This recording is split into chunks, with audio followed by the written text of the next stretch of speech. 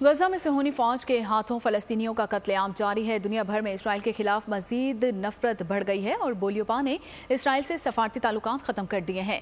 یمن نے دہشت گرد ریاست اسرائیل کے خلاف جنگ کا باقاعدہ اعلان کر دیا ہے۔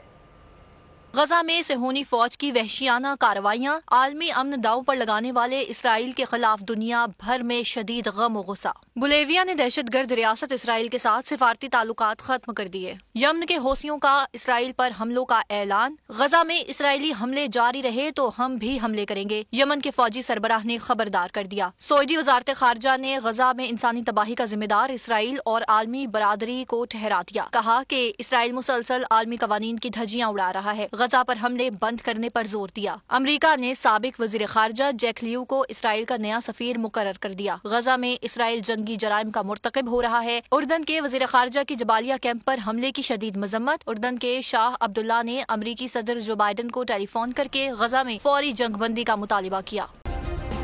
سبسکرائب کریں اور بیل دبائیں تاکہ کوئی خبر رہ نہ جائے۔